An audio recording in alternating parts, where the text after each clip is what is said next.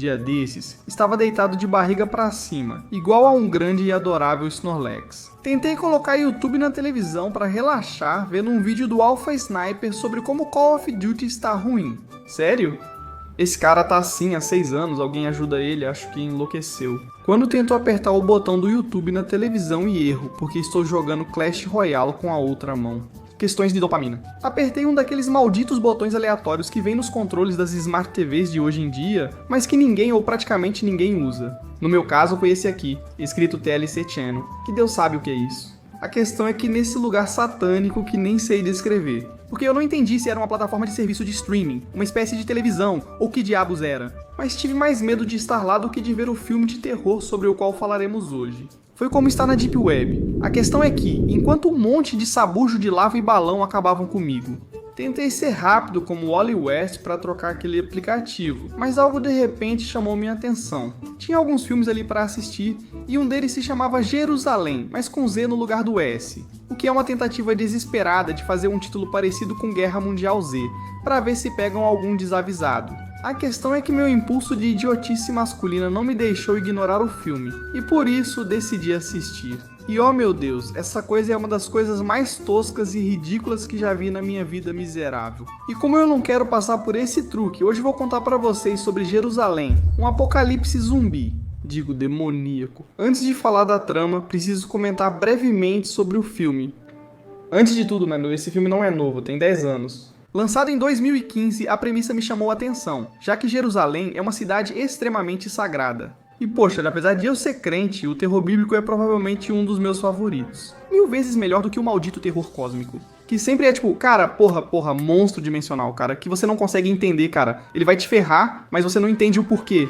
Cara, que cósmico e sideral. Não é bíblico, mas quando bem feito, pode te deixar muito desconfortável. Costumamos associar a Bíblia e relatos religiosos a coisas boas, belas e de proteção. Mas quando isso se corrompe, a verdade é que só pode dar lugar a duas opções. Ou a história mais aterrorizante e incômoda que você já viu, ou a coisa mais brega, forçada e insuportável que você vai ver na sua vida. E adivinhem qual é o caso de hoje? Este filme foi feito com um orçamento de 160 mil dólares. Só pra vocês verem como isso é pouco, o primeiro filme live action do Ben 10 foi bem fraquinho. Considera-se que teve um orçamento muito pequeno, de 5 milhões de dólares. Então imaginem o que são 160 mil dólares de orçamento, é uma quantia de dinheiro que mal dá pra pagar o elenco, pra falar a verdade. O que também não é desculpa, porque não existe desculpa capaz de justificar a existência dessa aberração. Toda ridícula, toda feia, toda estúpida, porque nem mesmo em seu conceito faz o menor sentido. Enfim, vamos lá. E o resumo da trama será de memória.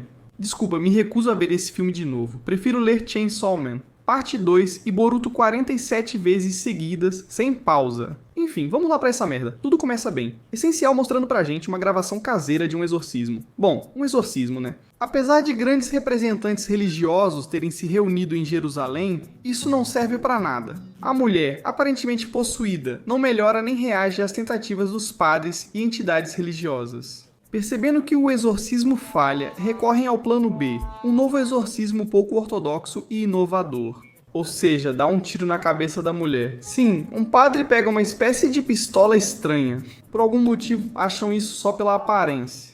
Parece de ouro e com estilo de igreja, ninguém vai notar que é uma arma de fogo. O marido e o filho dela estavam lá, e o menino viu com seus próprios olhos como o padre dava um baita tiro na cabeça da mãe dele, enquanto ela se transformava em um demônio com aquelas asas feias. Tudo em imagens geradas por computador, e o filme termina assim. É então que conhecemos nossa protagonista, Sarah, que tem uns óculos de realidade aumentada, que se não me engano são emprestados do pai dela. Aqui está o primeiro detalhe. O filme não foi gravado de forma convencional, mas buscou um clima de gravação caseira. Esses óculos têm câmera e veremos o filme inteiro em primeira pessoa, pelo olhar da protagonista. A qualidade da imagem é ruim, parece que gravaram com qualquer coisa. A decisão de fazer desse jeito, como se fosse um found footage, ou seja, uma filmagem encontrada. Tipo gravações perdidas de alguém que depois se revelam perturbadoras e tal. Aqui não faz muito sentido, porque nesse caso não é só que ninguém encontra essa gravação, então esse estilo de gravar não faz sentido. Mas além disso, no final do filme, é para acontecer o apocalipse bíblico ou algo assim. Portanto, ninguém encontrou, nem ninguém vai encontrar jamais. Portanto, parece que essa decisão foi mais para reduzir custos ou algo assim. Nossa protagonista joga um jogo de realidade aumentada no qual elimina zumbis que surgem em sua sala. É um prenúncio do que vai acontecer com ela após vários acontecimentos e diálogos pouco relevantes. Sarah resolve tirar férias com sua amiga Rachel em Tel Aviv, capital de Israel, para turismo, e vão para lá. No caminho, elas conhecem um cara, Kevin, e todos estão demonstrando ter o instinto de sobrevivência mais inexistente que vocês já viram na vida de vocês. Durante o filme, essas duas idiotas mostram ter menos instinto de sobrevivência que um hamster. Elas decidem ouvir esse cara que oferece para irem com ele para Jerusalém, em vez de Tel Aviv. As garotas aceitam e vão com ele. Por sorte, Kevin é um cara legal, pois havia grande chance de não ser. Vai que ele fosse um maluco querendo fazer algo ruim com essas duas bobonas. Mas enfim, a questão é que eles chegam a Jerusalém, lá fazem um pouco de turismo, até que se deparam com o maluco da cidade, que diz ser o rei Davi ou algo assim, e que algo ruim está prestes a acontecer em Jerusalém. Enfim, nada que eu já não tenha visto antes na vida real. Cerca de 20 vezes, eles vão a um hotel duvidoso e conhecem Omar, um simpático árabe. Parece ter cara de quem faz TikToks indianos que viram meme. Omar também age de forma suspeita. De novo, nossos dois cabeças do ringue não ligam, como nas creepypastas. Eles simplesmente pegam seu quarto outra vez. Por sorte para essas palhaças, Omar é um cara legal, mas tudo isso acontece por pura sorte. Porque duas garotas americanas de uns 25 anos completamente sozinhas e desprotegidas em um país do Oriente Médio. Vamos dizer que o apocalipse é quase a coisa menos perigosa que pode acontecer com elas. E não estou brincando, essas duas bobonas não se contentam. Ir sozinhas ao Oriente Médio e confiar em dois desconhecidos que conheceram lá. Elas também vão às festas desses caras. Por sorte, nada acontece com elas novamente. Na festa, descobrimos que Rachel tem namorado, mas ainda assim quer dar em cima do Omar. E a segunda coisa é que nossa protagonista tinha um irmão, que faleceu há algum tempo. Kevin e a protagonista transam como coelhos. Sarah acorda de madrugada e vê Kevin sentado, olhando para o nada. Como uma típica Ed de 15 anos, Sarah pergunta o que está acontecendo com ele. E Kevin, todo assustado, mostra pra ela aquela porcaria de exorcismo que vimos na introdução do filme. Por alguma razão, Kevin está super assustado e impactado. Tipo, me lembra eu com 12 anos quando vi pela primeira vez o suicídio do Lula Molusco. Essa reação é muito exagerada. Entendo que se você for sensível e não for, talvez o vídeo possa te assustar um pouco, mas o Kevin está, não sei, como se ele tivesse acabado de se traumatizar. Sei lá, Sarah, ela não dá muita importância na verdade, porque acha que o vídeo é simplesmente uma farsa. E como culpá-la? Com aquelas imagens geradas por computador de merda? Vou verificar se todos levam a sério. No dia seguinte já ocorrem fatos importantes. O grupo visita as minas do rei Salomão. Nesse momento, Kevin está insuportável, super paranoico e assustado. É como se ele soubesse de algo que o resto não sabe. A questão é que não. Kevin não faz ideia do que está acontecendo. Não faz ideia de que algo ruim está acontecendo. Na verdade, ele não tem motivos para estar assim.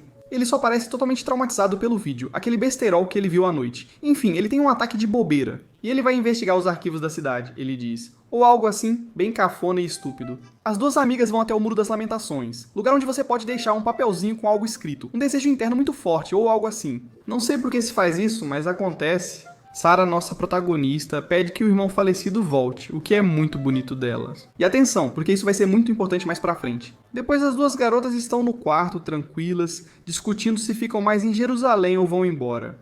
Kevin surge no quarto, completamente descontrolado, sem explicações, e diz às garotas que precisam sair imediatamente. Aqui assumimos que Kevin descobriu algo. Mas o desgraçado cósmico em nenhum momento pensa em dizer o que foi. E não é só que ele não diz agora, é que ele nunca disse. Em nenhum momento do filme. Me dá vontade de matar esse retardado. Aí o Omar aparece, faz cara de galã e manda levarem o Kevin para os apartamentos. Mas não é um hospital. Colocam ele numa cela suja que parece prisão. Mas pra loucos eu diria que é um manicômio. Mas como se fosse de 100 anos atrás, um verdadeiro horror. Sarah sobe até o terraço para espairecer um pouco. E finalmente, depois de mais de metade do filme, finalmente acontece alguma coisa. Sim, isso que contei, essa porcaria, é só a metade do filme. 2 caças militares bombardeiam a cidade. Do nada, e sério, é do nada, porque ainda não há absolutamente nada perigoso a se considerar. Sarah agarra Rachel, e com Omar, seu pai, se trancam no quintal. 2 soldados da cidade surgem sem contato com a central. Todos se armam como possível e deixam o local. Eles estão sob um cerco brutal e bombardeio. Apesar de que, por enquanto, ainda não aconteceu muita coisa, mas enfim, bombardeio. Por precaução, todos fogem, mas Sarah quer salvar Kevin. Neste filme, mesmo que se conheçam há uns 3 dias literalmente, eles estão dispostos a arriscar suas vidas uns pelos outros. Os soldados afirmam que não vão entrar naquela prisão ou hospital psiquiátrico para procurar ninguém, e que precisam se salvar. Sarah faz um escândalo enorme, já que é muito corajosa para querer salvar Kevin, mas sozinha ela não tem coragem. Os soldados avisam que vão ajudar, mas precisa ser rápido ou irão embora. Fique atenta! O soldado nunca mente ou engana, e ainda arrisca a vida para salvar a garota e seu amigo. Ou seja, eles não são tão maus. Sarah e os 2 militares entram. Acho engraçado, ninguém liga pra esses malucos. Tipo, vão deixar eles morrerem miseravelmente. Lá, Sarah procura por Kevin, mas depois de um tempo de encontrar um demônio aleatório e dos óculos de Sarah começarem a tocar música. Só para piorar as cenas, os soldados dizem que já tentaram, mas precisam ir embora, o que acho lógico. E Sarah, ao invés de cumprir o que prometeu, se irrita, exige deles e ainda deseja o pior para eles. Acompanhada de um monte de insultos, essa baita burra. Muito é que esses dois tenham se metido ali para ajudar o seu namoradinho. 3 dias de namoro e já está pagando coisas ou exigindo algo? Você se acha ridícula? A garota vai sozinha e encontra Kevin trancado, mas para abrir precisam da chave. No melhor estilo de videogame, e é que essa parte parece uma fase de videogame indie, literalmente. Sarah procura a chave, mas quando encontra, parece que ativa um script e um demônio começa a persegui-la. Ela se esconde e fica lá. De novo com Davi, o barrigudo, o maluco da cidade. Ele pede silêncio, mas logo começa a falar sem parar. Então Sarah descobre que ele é o menino do vídeo, aquele do exorcismo. Tchan, reviravolta irrelevante. Mas então o demônio agarra Davi e aparentemente o devora e vai embora. Sarah sai e liberta Kevin, que sai para procurar a saída. E é então que, enquanto Kevin e Sarah fogem, Davi volta a aparecer completamente ileso. Ou seja, o demônio não só deixou ele ir, como também não fez nada com ele. Tipo, como assim? Acho que essa é a coisa mais estúpida do filme, e isso já é um grande feito. Muito demônio, mas não fez nada com ele. Era pacifista? Ou o quê? Aqui vocês veem uma espécie de ser gigante, muito massivo, um kaiju que anda pela cidade. E David nos confirma que se trata de um Nefilim. Os Nefilim são fruto das relações carnais entre anjos e mulheres humanas. Eles aparecem em textos apócrifos da Bíblia e são mais essenciais que a maioria dos demônios. Dizem que eram gigantes. Não há consenso sobre o tamanho, mas alguns afirmam que poderiam ser do tamanho de um kaiju. Eles não explicam, mas tudo bem, o que importa? A besta com gráficos de PlayStation 2. Quem sou eu pra julgar? Só que era o Nefilim esquisitão. Eles reencontram o grupo, mas soldados guardam a saída, impedindo que saiam.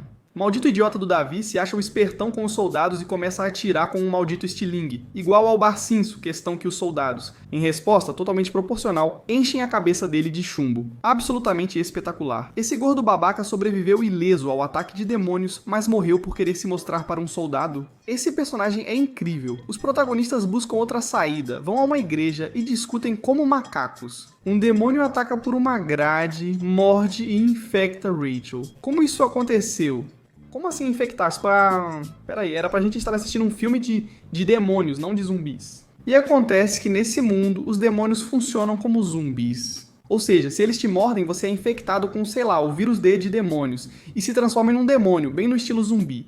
Isso faz sentido, já que os demônios são seres sobrenaturais, macacos e não têm relação com infecções?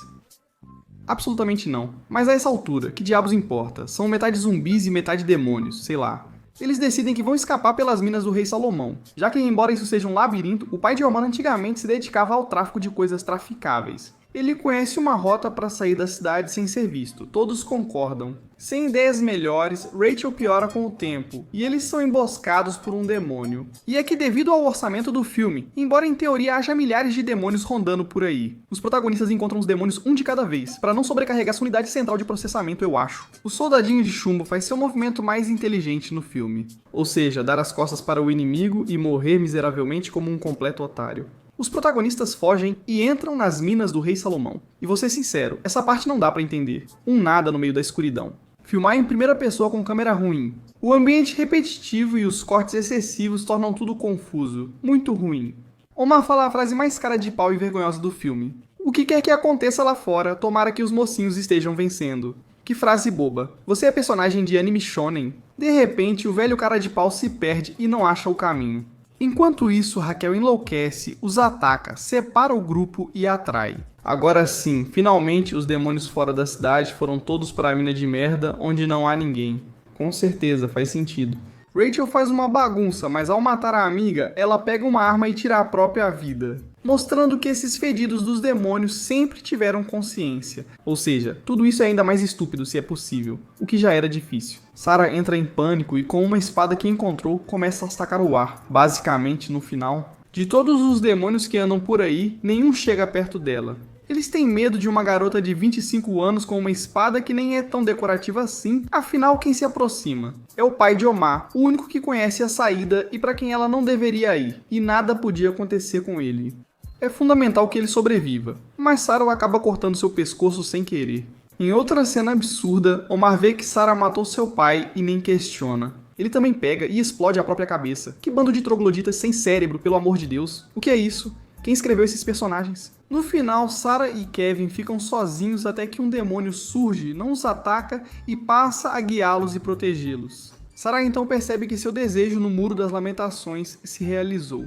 Trata-se do irmão dela, que está ajudando eles a encontrar a saída, o que implica coisas muito sombrias e estranhas. Primeiro de tudo, porque o irmão dela é um demônio. Ele era um filho da mãe na vida real? Ou como é isso? Assim? Segundo, isso reforça ainda mais que esses caras com asas têm consciência, então eles são apenas pessoas mutadas que podem fazer, na verdade, o que quiserem. Não entendi nada desses bichos. Sarah e Kevin acham a saída, mas ao abrir, percebe-se que Sarah está infectada, sem saber quem a mordeu. Eles saem, mas Sarah começa a se transformar. Kevin tenta ajudá-la em vez de fugir.